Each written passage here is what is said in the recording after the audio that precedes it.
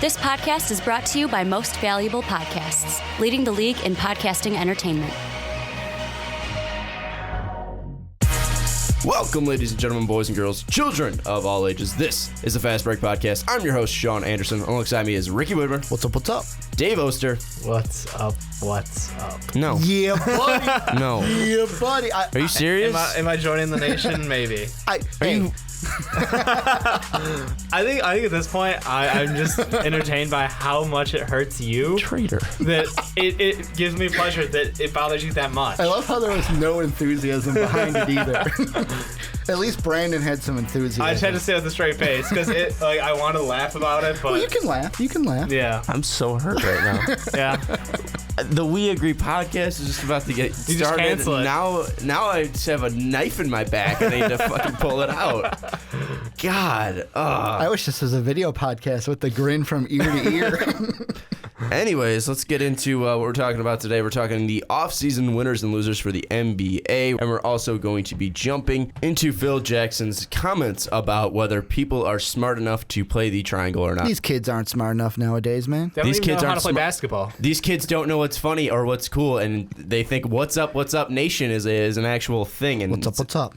I gotta stop saying that word. Oh my god, I'm triggered right now. Anyway, let's jump into the winners and losers of the offseason with the true traders, the best friends for life, Ricky Widmer and Dave Oster.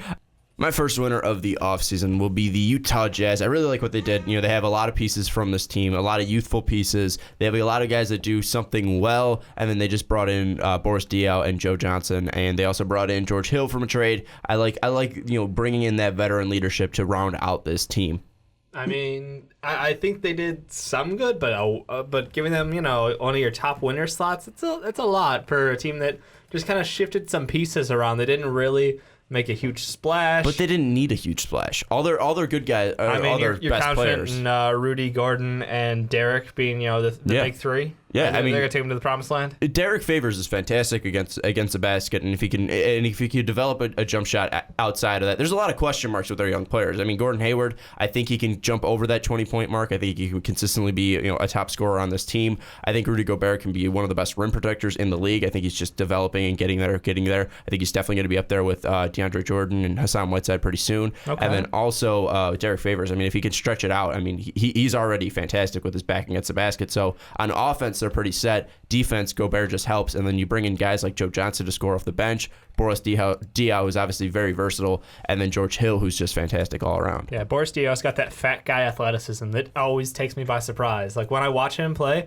I'm always like, man, he is smoother than I thought he was. He's budget Draymond. He was Draymond before Draymond, but Draymond's a little more a fit. But yeah. I mean, and you got the French connection in Diaw and Rudy Gobert. Fair enough, but you're not worried at all about Trey Burke and Trevor Booker bouncing. Yeah.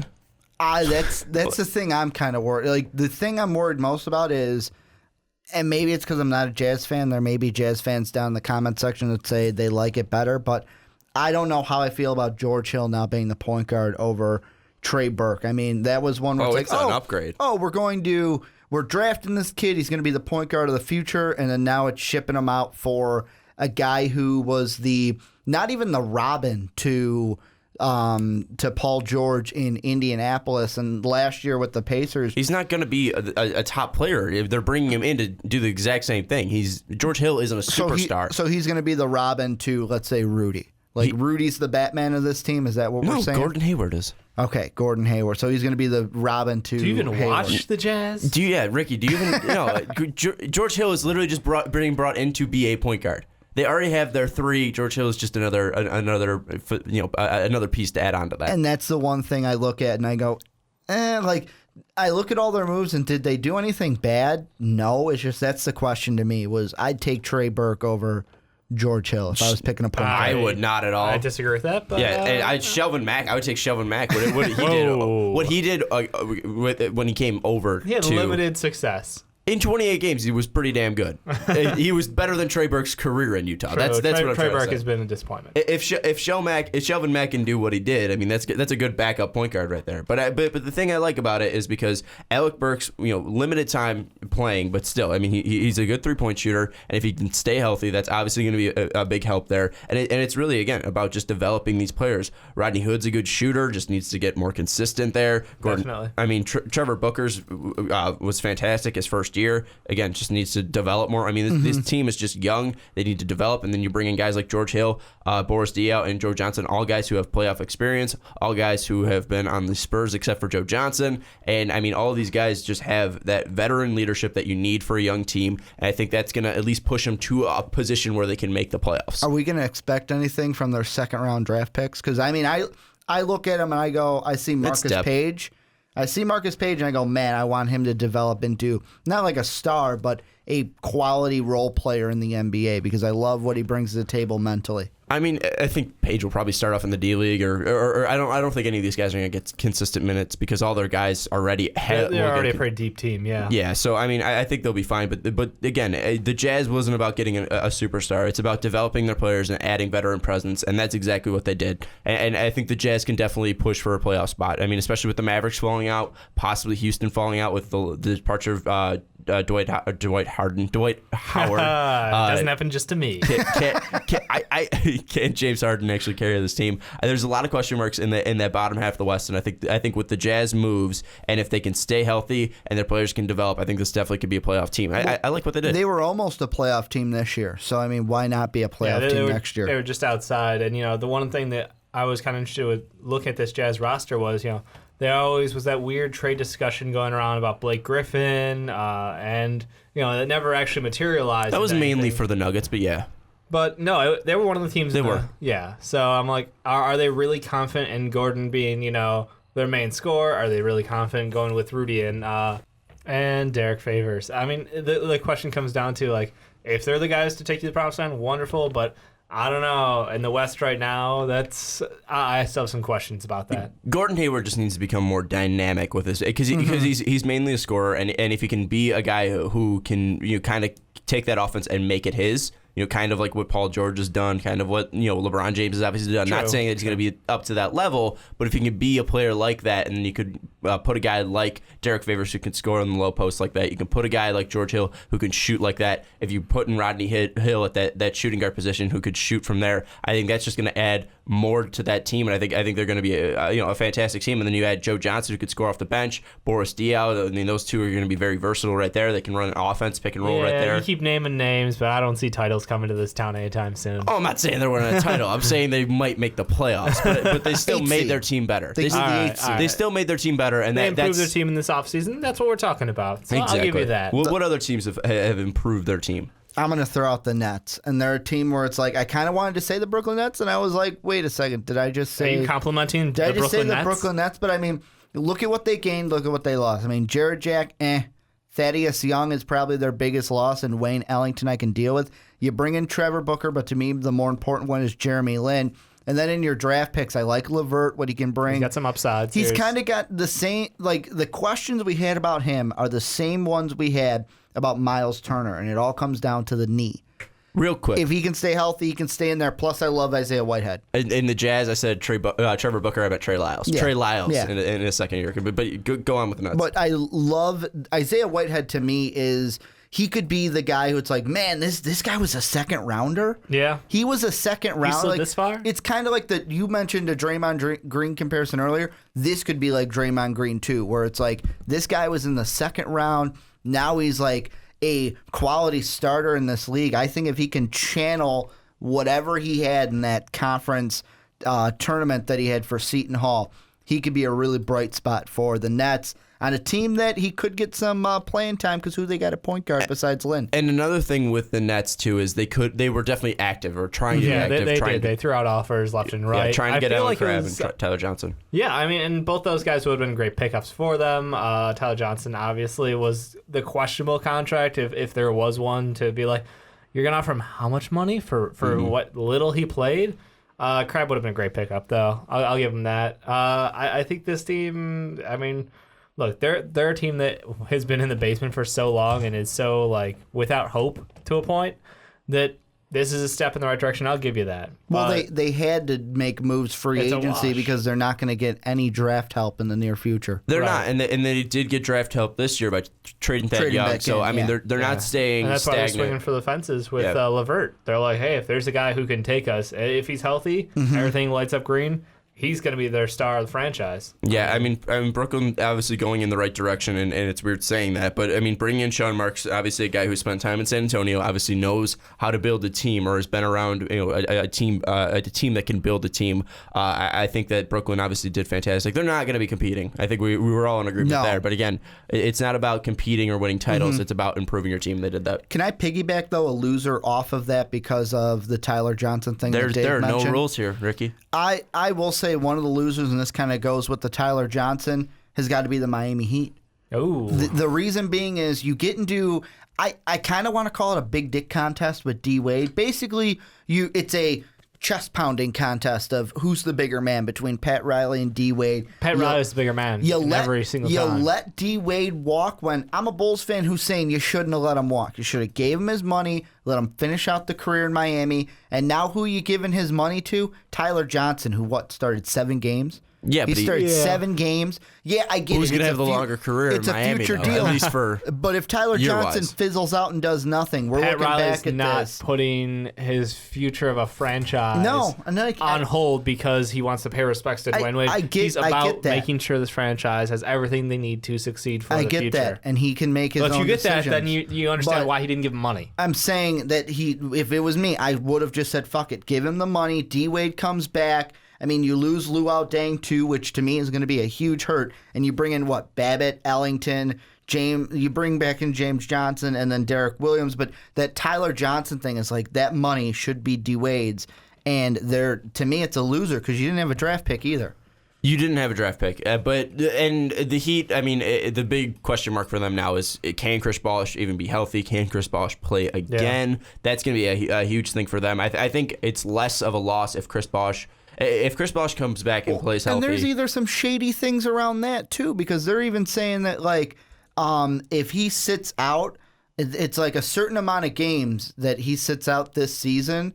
Basically, Pat Riley can cut Chris Bosh and not have to worry about any guaranteed money. Yeah, that's the whole reason why they kept him out of the playoffs. Apparently he was ready to go at the end of the season or whatever. He was ready to go, but medically, I don't know if he was really up to game speed.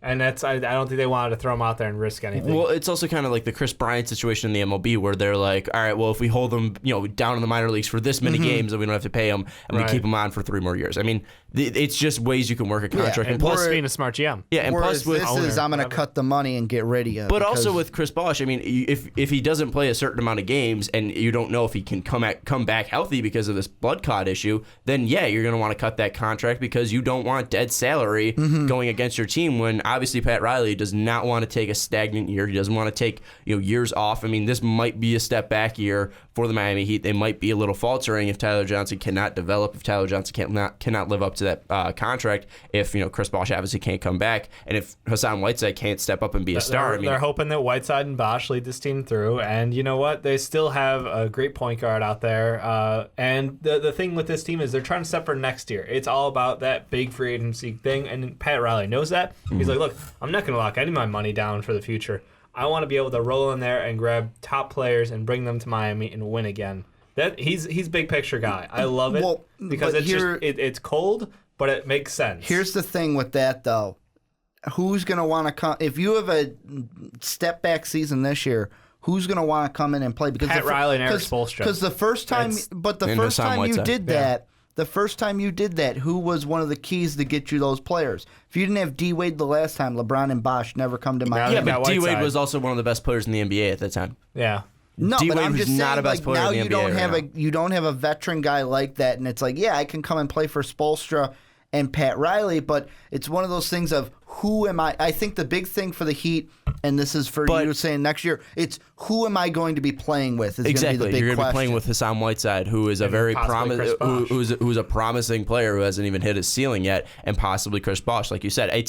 If they kept D Wade, it might be what the Maverick situation is. You have a great head coach in Rick Carlisle. I mean, there's been some rumors that people don't like Rick Carlisle, but still a great head coach. You got a great owner, Mark Cuban. But who am I going to play with? You're going to Dallas to play with Dirk Nowitzki, but Dirk is getting older. You're basically going to be looking at an aging Dirk who you don't know when he's going to retire. If they kept D Wade around, it'd be all right. I'm going to be playing with an aging D Wade who I don't know if he can be on the court. Unhealthy, yeah. Dirk at least had health on his side, and his game wasn't affected as much by his athleticism. Dirk had that sweet stroke. He could kill shots from anywhere on the floor. D Wade, on the other hand, relies heavily on his athleticism and game to the hoop. And if he can't reliably do that, aging, I'm sorry, it makes no sense to give him the money. I still think there's free agents though that either one, Dirk or D Wade, if you gave them the opportunity to play with them, they'd still come to I'd Miami love to play with them. But it doesn't make my team better. But as a star, though, that's what I'm saying. Yeah. D Wade would be the star of that team, and you're looking at a star that's 34, 35, who does not have the healthiest of knees, who is losing his athleticism. Yeah, but this is like a conversation that like the Bulls are having. Whose team is it? It doesn't really matter at the end of the day. But you have Jimmy Butler. Jimmy Butler's a 27, 28-year-old superstar. I'm saying like what you were just saying, like if Wade was still in Miami, of course it's going to be his team because it's Wade County. That's what they called it down there, no matter who comes in. But it's just one of those things. I feel like the Heat, to me, not a great offseason. You let two key pieces to me, Dang and Wade, were the two ones, and you overpaid for Tyler Johnson. That's all I was saying. I disagree. I think that Pat Riley knows what he's doing. I think they're going to have a step back year. I don't think the Heat are making the playoffs this year, or they'll be a fringe team in the East. But I think that Pat Riley is doing a smart thing. And like Dave said, it's not about this year. It's definitely about next year, and it's about the upcoming years for free agency. So you have that money that you can spend on big free agents. Another loser. Weirdly enough, I'm going to trash on Sacramento. What? That's unheard of on this podcast. Look at the draft. I mean, you had Malachi Richardson, who I you don't like love. Papa John's, baby? Yeah, one of the worst players in the summer league, who shot 32% from 3 feet away from the basket. Yeah, I mean, how can that not be a fucking steal at 13? It's the worst pick in the NBA draft. And then you go out and get Aaron Aflalo, who's a great shooter, don't get me wrong, but Aaron Aflalo isn't going to take your team to the playoffs. Matt Barnes, a decent player who Boogie wants to play with, so maybe that will help a little bit. Just make sure Derek Fisher's nowhere near Sacramento on that one. Yeah. Yeah. I thought you were talking about Aaron Aflalo because the Knicks. Now I know you're talking about. Matt Barnes. Maybe they need a veteran point guard here, but Matt Barnes. I mean, he's a decent role player, and Boogie does want to play with him, so maybe that will help. Boogie's. Boogie's personality. He needs to have Matt Barnes around there. That's the locker room guy you really want in there. But then again, I mean, you draft Papagiannis, Malachi Richardson, and Scal were decent, but then again, you have a complete logjam with Costa Kufos. You have Papagiannis. You have Boogie, obviously. Now you have Scale. There's a lot just building up there. Too many bigs there. You got Aaron Aflalo, he's an okay shooter now. He's not the same Aaron Aflalo as he was in Denver. Matt Barnes, again, like I was saying, a big problem in the locker room sometimes. Not the greatest of players, but if Boogie wants to help, and it's going to help, Jaeger coach Boogie somehow. He's the best thing about this team, man. Jaeger bombs left and right. That was the best thing that the Kings did, was bring in Jaeger and then bring in Malachi Richardson and Scale. Those 3 moves, but outside of that, I couldn't give a shit about that offseason. It was Rondo terrible. walked, and they don't have a point guard. I'm sorry. I'm just adding on because I don't argue with anything that you've said about this team. They've had a terrible offseason, but like letting the assist leader in the league walk away, letting one of the players who was a standout player for you last year, and you do very little to replace him. I don't know about. Well, they already have. They already have Darren Collinson. Darren Collinson's still there. Darren Collinson's still a decent point guard. I mean, I know he's league not leader in assists to league leader in assists, but he's passable. But then again, you're also passing to Boogie. Boogie's a machine. Hey, It's kind of like saying, like, you know, oh, look at Derek Fisher's assist numbers in L.A. Well, yeah, he was passing to Shaq and Kobe. I mean, it's kind of like saying, you know, someone passing to MJ. It's like, well, yeah, you're passing to MJ. Guy's a goddamn machine. I think Collison's fine. It's just, you know, you have Boogie there, and you're not really making the right moves to actually help that team. You're drafting more bigs around him. You're drafting more bigs around him. You're not getting anyone that's going to actually bring anything to this city, and you're not going to be able to bring in anyone free agency because who the fuck wants to go to Sacramento? Clearly, the answer is to trade Boogie and start Papa John's.